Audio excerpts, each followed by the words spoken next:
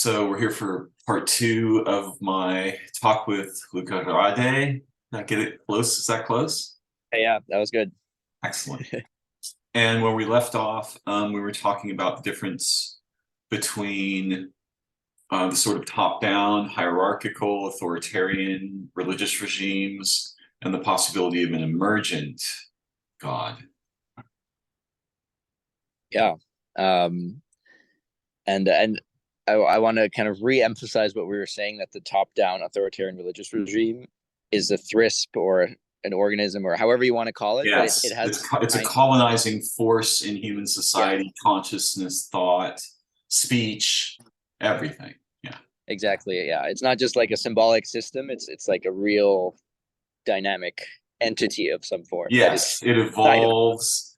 It captures humans better over time or more strangely.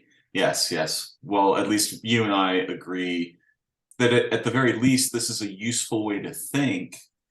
whether or not it represents quote unquote the facts or whatever. It's very Yes. important to be able to think this way because it gives us options and opportunities to evade. But yes, please continue from Yeah. wherever you'd like No, to start. I'm really glad you said that, because if you see it as like, oh, is it, we're purely trying to establish facts, it's just a very different lens that then, yeah, it distorts the actual communication. Yeah. So It I'm really does. glad you added that. Yeah. Yes, I mean I'm a big fan of perspectivity, right? Like any way that we can learn to see better together. And Yeah. it's really easy to get lost in that in various ways, but it's also easy to dismiss things because, well, that doesn't refer to anything that I can actually get a grip on, you know. But Right. I think we can get a grip on this particular thing. So let's Agreed. Yeah. return for a moment to what you mean by an emergent God. Yeah. So the concept of emergence, at least in Western society, is only a few decades old, which is the idea that from parts that are quite simple relative to what comes out, there can be an emergent entity that can be in its level as an entity, like it has a cohesion to it, and that has properties that are not present in the parts. Like you can't trace them, you can't reduce the bigger There's thing not to a the yeah, part there's not a one-to-one behind the part. correspondence. Yeah. Yeah. Well, there's actually no, like, the parts literally don't contain the higher level properties at all. Yes. They're Yes. purely emergent. Yeah. I mean, Which is, even in a conversation between two people, it's yeah, clear that like something forms between them. They influence it together, this kind of a thing. So yeah, exactly. Yeah. and all of symbiosis hitchhikes. I mean, organisms hitchhike on heat gradients, right? But heat gradients don't invent organisms. Mm, right. Well, say that one again. So almost all organisms hitchhike on heat gradients for metabolic processes. If you just go look at warm places, you find more organisms, right? Um, Right. but the heat doesn't invent organisms. Ah, I see. I see. Right. So you have Yes. this relationship, but it's not a one-to-one causal thing. Right. Exactly. And you wouldn't find the organisms in the heat gradients and the other components that have all gone into creating that particular organism. Precisely. Yeah. And this is a big thing also with digital technology, actually, as a quick aside, that if you have a picture of something, you actually don't sense a lot of the emergence within whatever the picture is capturing, even though we've been lied to that it somehow does. And Yes. an amazing amount of emergent properties and beautiful emergent entities are lost because of this lie that there's a correspondence between image and the thing itself that is there. Well, this You're is just the missing. problem. Yes, this is Yeah. the problem with representation at all. Right. Any kind of Exactly. representation, right? Yeah.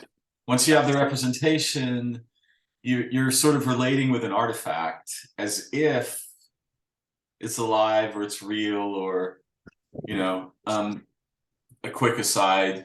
I think we're taking about 11 billion photographs per day. Those My compete God. directly. And that's not talking about video or anything like that. That's just photographs, right?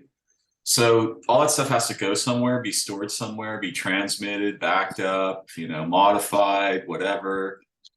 A lot of stuff has to die to keep those photos sustained, Right. right? they have a physical. So if you want to talk about an example of a thrift, photography might be one of the best examples. It seems relatively innocuous. Hey, we don't need photographic paper anymore, and we don't have none of those nasty chemicals and all of that, right? It seems like a great thing. Not a great thing if people are photographing their food and those photographs are actually competing against the organisms they're eating for survival and winning, right? Right. So this is an excellent example of a thrift. Yeah. Yeah, That let's so reminds look. Go ahead, that please. reminds me Where we of want. kind of a study thing, like this online interactive portal, but I think it was an academic work that is looking at if you tell Alexa to switch off your lights. I think that's what the case study was. It was something very simple, and it seems like that saves effort, right? But it literally traces like the supply chain of the Amazon Echo and like the electricity generation and all of that. And it's actually an insane footprint just to tell Alexa to turn off the lights. Like it adds up like to an extreme extent. And but it's all hidden, so it feels easier, but it's actually, yeah, there's the hidden material as well as I guess spatial costs, like more space is taken up by Yeah, industrial absolutely. structure is surprisingly large. But yeah, let's get back to the God is emergent, because otherwise we're gonna get lost in the asides. Yes. Because that is the thing I really want to share. So yeah, we've talked about emergence, so hopefully that's clear to some extent. So And essentially, let's just back up for a second. So you've got like layers, right? And at the there's for the humans, there's you could make layers wherever you want them. You could say there's the planet, there's organisms in general, there's the humans as organisms, there's the humans as animals, there's the humans of social animals, and then there's linguistic and representational animals. So you get these layers, right? hmm, And so from where does God emerge? You don't have to take my layer set. yeah, that's a great question. Um, well, I'll say like just how God emerges, and in the process of that, I think Great. the layer will emerge as well, or become clear. Uh, so let me see how to enter it in a good way. Um,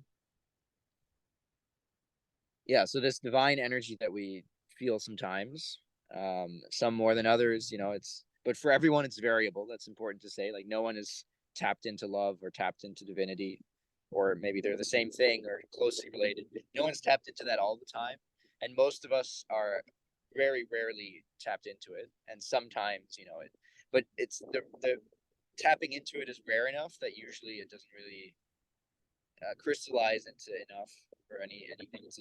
It's like an aberration, uh, or it gets channeled into through a religious structure that says, "Oh, this is a sign from the top-down authority God." Mm-hmm. Whereas actually, what it is something that's emergent from, and here the layer comes in. Well, definitely the social layer is where it emerges from, but also life itself, like the force of organisms wanting to survive and reproduce is where love comes from. Like that's the evolutionary emergence of it is like out of that. I mean, it's really complicated exactly where it emerges from and like the evolutionary aspects. Like, I don't want to falsely oversimplify that, but in any case, it's out of the force of life, the hunger of life to be more of itself and to fully flourish. Um, and that's in humans that reaches some kind of new collectivity because we're so particularly social in a way that's different from other animals, and we form collectives that have this different quality to them. And so that this feeling of love, which in other organisms is more pair bonding or small groups, in humans kind of like swallows everything somehow. Like it's towards it becomes potent enough to just kind of be everywhere where humans are. But it's not like it's just in humans. And I'm sure you know what I mean by this, but maybe it's hard if one hasn't experienced it. Like it's kind of everywhere. You just feel it somehow, like this sometimes, Yeah. or like oneness experiences, or like Gaia, there's a lot of different, or cosmic unity, or the Tao, like the chi field. There's a lot of different, in different religions, there's different terms for this sense of there being like some kind of field of energy Mhm. everywhere that is Sure, that is emergent out of humans, and in turn through us out of life itself. uh but it's not just contained in us, like in that it's just like an imagination, a figment of our imagination. It really is kind of encompassing of everything. Again, like factually this doesn't make sense, but in terms of the feeling, is hopefully it sure. gets across. Yeah. But let me ask you some questions. So,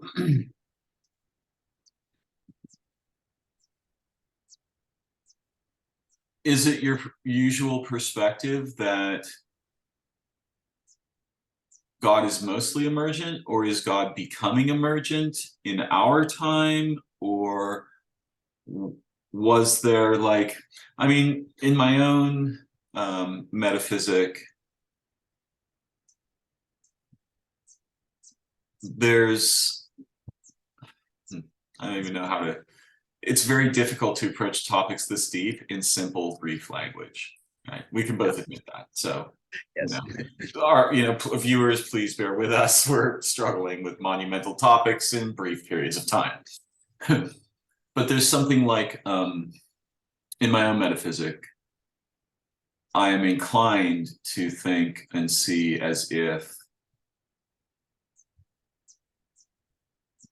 unity is actually the pervasive situation, and separation is largely an illusion. It's a very Mhm. compelling illusion, but it's largely illusory. You may see it very differently. So for me, the urge toward what we usually call spiritual pursuits, and all of this language is value laden, of course, but the urge toward that arises from the memory that unity actually has precedence. And symbiosis is similar, Mhm. right? Symbiosis is the expression of the precedence of unity, at least in the highly beneficial forms of symbiosis, right? There's different forms, parasitism being one of them. So for me, the unity is pervasive, and when it is felt, when it is sensed, um, and this often deeply involves emotions, then it's as if it's not so much that we're perhaps discovering something as we are remembering something. But then it also transforms how we are able to participate and feel and see and love and play and be human together. So help me see more clearly anything that you can. Help me see the emergent God. Yeah. I think we might be saying the same thing actually in That wouldn't very surprise me. Yeah. before. But can you clarify what you mean by unity first? Okay, so I have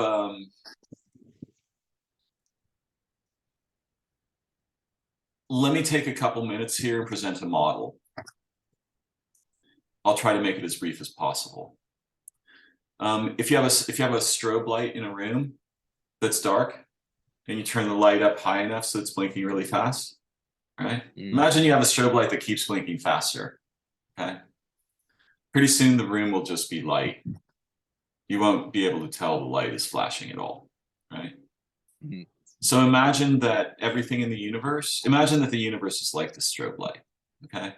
It's off twice the amount of time that it's on, but it's flashing so fast that even though it's always off twice the amount of time, the light just looks like it's on. Okay. And Mhm. what the on phase means is distinct things. And what the off phase means is everything collapses back along its timelines to unity. All the information is shared at the unity, then it expands back to distinction. This is a really powerful toy model. I'm not saying the universe is doing this, but it's doing something resembling this, so that actually most of the time, everything is just one thing. A tiny portion of the time, it's separate. Yeah. Mm.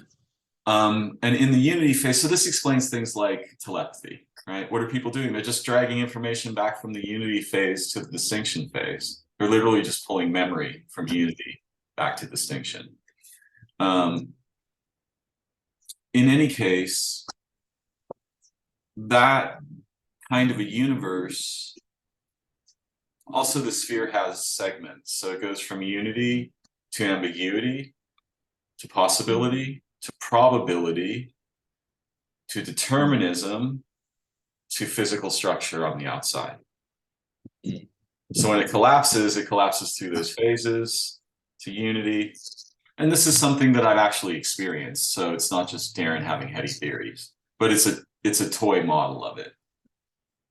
So what I mean by unity is actually the standing, in this model anyway, the standing fact that most of the time we're one being, all the beings in all of time, not just now or historically or in the future. Like the whole damn thing collapses from the entirety of time to origin, and then back to, oh, we're here in 2023, you know, whatever, wherever we are. So maybe that's a lot to just plop out there like that, but I find this model very useful because my own mind is doing something similar to it. Right? It matches most of the phenomena I see very well. A tree, if you just look at the growth of a tree, you can see it's tracing unity over time, right? As it's expanding and branching, it actually looks like part of this structure that happens in the outer part of the sphere as things move from unity through ambiguity to, you see what I'm getting at? Yeah. And it even partly explains why we have weird questions about quantum mechanics, because quantum mechanics is not in the determinate, right, layer. It's in the layer just before that where it's probability. Right? This is why we use probability to understand quantum mechanics. It's not as if there's an actual state, right, until we measure it and the waveform collapses, right, at least at present understanding. So it's a useful toy, but that's what I mean by unity. Most of the time, I think we're just one thing, one being. And of course, you know, is this inside of God or is God immanent in the process? That's a more complex question. Yeah. Well, what comes to my mind is the distinction between like two layers of asking this question. One is God like emerged? So what I think I disagree with you in the second layer, but I more as a like it's a disagreement which I feel like is unresolvable because it's like a an unresolvable realm basically. So you're saying this for I think for me the unity that you're talking about is something that only came with humans, like is enabled by human consciousness and the sphere of consciousness that we have as humans together, at least the experience of it, maybe not the actual phenomenon. However, I think that's like the second layer, which I think doesn't actually matter to the first layer, which is that the getting to that experience, like returning to unity, as you would put it, or for me, like birthing the emergent God, which are two maybe very different frames, but they're kind of the same thing on the layer of actually It's okay. It's creating. okay if they're different. I want to hear about birthing the emergent God. Let's go there. Yeah. So the I'm trying to think if I can to connect it to the Unity framework because I quite like that. It so yeah, it would be like either it's if it's only existing in humans like this divine energy, or if it's has only the possibility of experiencing has only emerged with humans. Well, certainly we could agree about one thing. Humans experiencing it as humans is special. Right. If the world is experiencing it, once you put humans on the world, you get a special new layer of this kind of experience for sure. Right. Yeah, exactly. That's what I'm getting at with these two layers, Okay, which I I got think you. is really important because I think otherwise, because I don't, this is not like an isolated distinction that we're having. Like I think in the world, these two viewpoints often do clash with each other in different ways, like, you know, in different terms. So I think it is important to say that they, even in both of those, the first layer is the same, and the first layer is either it's being birthed, you know, just in humans, or humans experiencing it as humans is special. But either way, the process of bringing us into that experience more fully is shared, or like it's the same thing. You know, do you see what I mean? Like that first layer is the same, and then you get these two different perspectives, which in this other layer clash, but not in the first one. And Does that what are make the sense? two? Yeah. Yes, Well, what are the two that clash? What are they? one is that unity is pre-human, so to say, is like embedded in the universe, and we're remembering it, right? And the other one is that unity, or divinity, or love, as I'm calling it, but we're talking about the same Yes. force, is does not exist prior to humans coming into consciousness as a collective, and then it gets birthed within that. So those would be the two, Copy. yeah, the metaphysical contradictions on one layer. But again, in the layer of actually bringing us together into experiencing this, right, which is, aside from the theory, that's what we want. Like that's Yes. such an amazing thing that we really want to happen, um and experience. And there, I think they're the same. Like they collapse into the same thing. Yes, they don't um they're not necessarily exclusive. Right. Yeah. They don't have to conflict. Unless we have a reason to insist on, no, I really mean it, right? Without the humans, this straight up isn't happening. And it's just what we mean by this, right? Mm. Um, and a moment.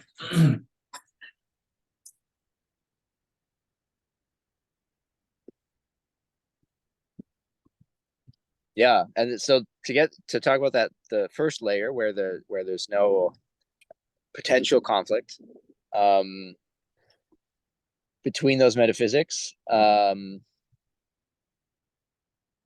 it's there's the I'm going to bring in Satan here, which is maybe like a leap.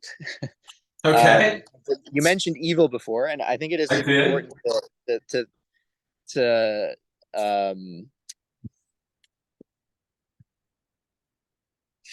feel the energies of resistance viscerally, uh, and like Satan isn't, you know, it's a kind of symbolic thing, and evil is also maybe like a symbolic concept.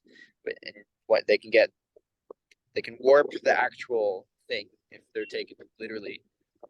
Um, but there is, like, on a moment to moment basis, like literally, if you're just experiencing your existence on a moment to moment basis, like it's like there's the presence of some force, like this force of separation, or the force of disembodiment, or there is a force there, or you could call it the thrips or whatever, but the name doesn't really matter.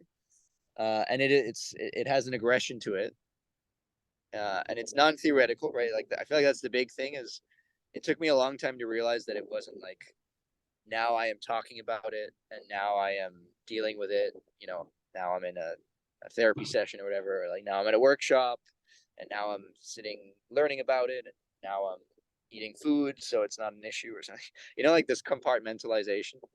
To switch from that to be like, oh, it's actually at all times present and active, and I am at all times also in different ways present and active, trying to excavate the open space to connect to unity, or to connect to love. And that's always going on, often strangely and like unexpectedly. Like it doesn't follow like a 5-step process or something, or it happens suddenly, and like, you know, it changes forms.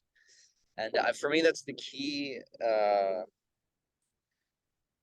kind of change of perspective, or way of working with unity or God or love, is that like even in this conversation right now, like in ways that we don't understand, and or maybe slightly understand, but for sure many ways we don't, in each of us and in the conversation and in the listeners, like, all kinds of things are happening in real time where these two things are in conflict in all kinds of different ways, like on all these different layers. And again, in some ways that we don't understand or can't even perceive.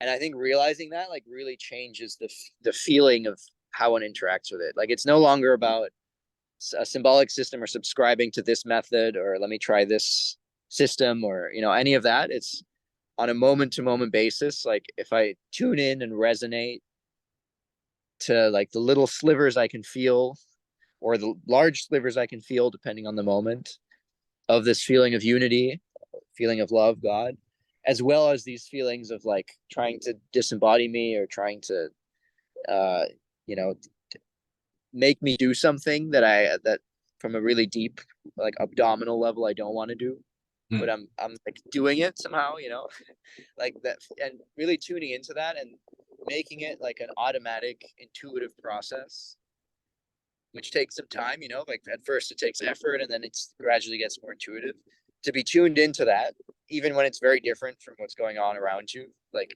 it feels, it's like you're almost in a different structure from what you're being told is happening, and really tuning into that on a moment to moment basis, and then coming together with other people like we're doing here Hmm. and just existing in the space that is of being in that space of these forces at all times existing in different ways and kind of figuring out ways to through language, amazing that we have that, be able to create a way that these forces which inside of us, the force of unity or love, if it's just one person, I feel like it doesn't. We're too weak on our own to fight this, these other forces. But once you create resonance with different people in strange, sometimes in strange ways, that then that's and attuning to when it happens and the space for it, the spontaneity to create it, and then it builds from there and that loose from any like systems or new religions or like workshops or any of that is also helpful, but the key is on a moment to moment basis, like just attuning to that and yeah, just getting it, feeling it. So say more about giving birth to the emergent God. Mm. What do you mean? What does that mean for you? So these the slivers of feeling love, feeling divinity, feeling unity. I'm going to keep saying all three because it's important to not name it because it's Okay, not a nameable thing, right? So sure. that's why I'm going to keep saying those three to be like it's all and none of those. It's a felt sense that is felt in slivers, like as we go through life. Some sporadically, or some people like have a really good connection to it, but no one has like a perfect connection or anywhere close to it as far as I've experienced, except maybe some rare people, but it on an individual level, it's not enough to like solidify and be like a way of being and have the space to create something like we're living our lives and then it's a sliver and then we go back to living our lives and then it's a thicker sliver, maybe a little bit of transformation, but it doesn't like whoosh, it doesn't do that. Huh. And so birthing is somehow coming together, not coming together in like the cliche way of we're gonna live together in an eco village or we're gonna chant or something.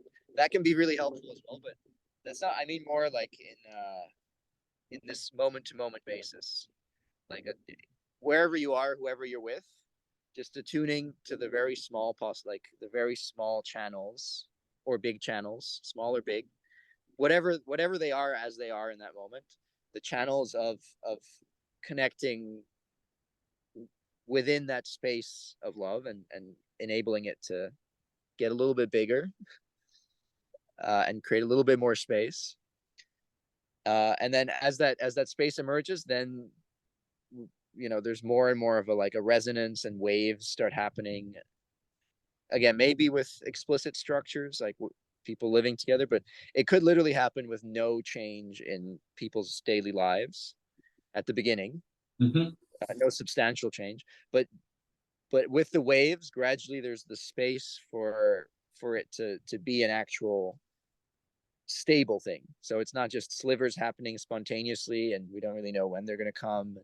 And and there's like 1,000 different practices one can do to improve that, but none of them really they don't Yeah, I mean, there's stabilize. some reason why nothing like this, or nothing much like it, commonly takes place or is sustained.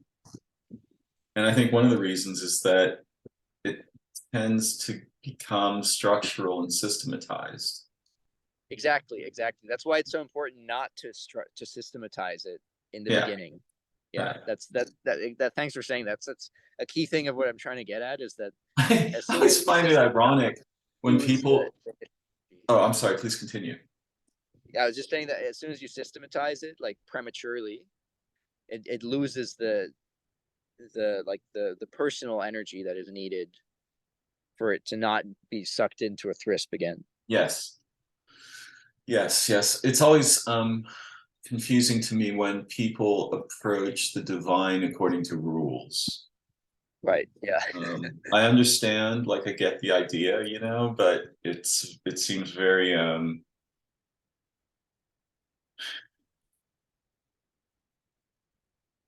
it seems tragic, confusing,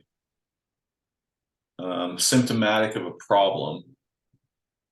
Mm, it's almost like, I mean, I'm really curious about the entire history of the development of human cognition, right? So um, there are a few uncommon books that are sort of about, or actually are about, the evolution of human consciousness, or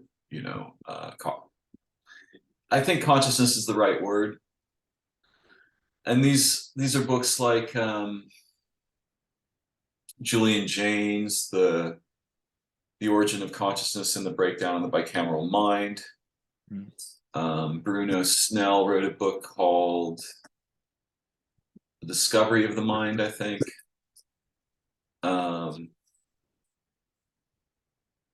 there's a book by Owen Barfield called Saving the Appearances, A Study in Idolatry, and a book by Ernst Cassirer called Language and Myth. And these books each have sort of a unique perspective on, how our minds developed over long periods of time, mostly, reasonably modern. And I guess the reason I'm mentioning this is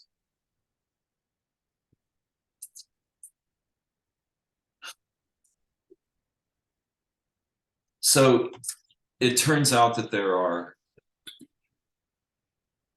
root concepts in any language that are fundamental to what it is possible to think, right? The more damaged these root concepts become, the more artifacted they become, or the more abstract they become, the more difficult it is to have anything resembling lucid intelligence. And these are basic concepts like world, food, dream, mother, hand, eye, very stuff, tree, right? Stuff it's nothing exotic. It's just that if you get one of those concepts wrong, the error gets transmitted to the whole ring of root concepts, right? And this is what the thrifts actually do: is they artifact the root concepts. They amputate important dimensionality from it, so that you have a problem where people think of a tree, they think like, oh, it's a vegetable, and you get wood from it. Whereas an indigenous person would be like, oh, it's my family, my grandmother. It's also a doorway to another world. Through this tree, you can go to any other tree. It's my friend. It's a non-ordinary being that lives in my dreaming. This kind of thing, right? You can see the radical difference in these two, the same root, right? Tree. Yeah. But one has like nothing associated with it except dead abstractions. And the other has all these relational, you know, inputs, and transports. Well, they're not just dead abstractions, or they're destructive forces, I would say. Yeah, It's okay, we not agree. a passive destruction, or say it's not a Yeah, passive, whittling down. It's replacing with the richer one with an actively destructive one. So it's even worse than just getting rid of the good stuff. You're also yes, yes. adding that stuff. Yeah. The thing I wanted to just emphasize was like science is fascinating, and I've been a fan of science my whole life, but it also damages these root elements very severely because it casts them in a certain kind of mechanical light. Yeah. And once that's done, it's very difficult to get any of the natural dimensionality back into play. Let us Yeah. pause here for a moment. And can you stand by briefly while I process this recording? Sure. Can I just say one real quick thing? Because what you said Absolutely. about Got 3 minutes. yeah, that's perfectly enough time. Just a quick thing, because you said with the tree and the grandmother, that just reminded me of a shrooms trip I had once with a friend of mine, in San Francisco, actually, in the hills of Berkeley, among the redwoods, and then I was connecting to the redwoods as grandmother spirits, unexpectedly. It's not like I went in with this plan, but it was twilight, and then it was getting dark, and the I mean, wow, it was like the trees are just, they're so huge and old and static, not static, but like anchored, grounded. Stable. Say that again. They're very stable. Stable, exactly. Yeah, Yeah, right. yeah, Solid. and yeah, and so I like I mean, the psychedelics. redwoods are really trippy because their bark absorbs sound, so they like literally make like a Oh, blanket of silence. Their that bark is explains. really, their bark is kind of spongy and thick and blankety. Please continue. Yeah. Wow, that explains a lot, actually. There's some feeling in redwood forests, that's different from that's probably a Very, big. very different. Yes. But the thing I would wanted to say with this is the power of psychedelics to break this language issue, but also the danger. Like it's not like, oh, I'll take psychedelics and my language will magically thicken again. It's well, we don't have time to get into it in these last few minutes, but um, Well, we can come it, back to that yeah, I topic. guess it seems important, because I feel like more and more Yes. psychedelics they're becoming mechanical, actually, in some ways, which is a thing that Yes. is, They're I getting find quite captured by the dangerous. thrisps capture everything. Right, exactly. The thirst for capturing. Yeah. So yeah, maybe let's start with that in the Okay. next segment. Yeah. All right. Give me a few moments for this to process, Yeah. and No we'll be rush. back in just a minute or two. Well, probably more like 5.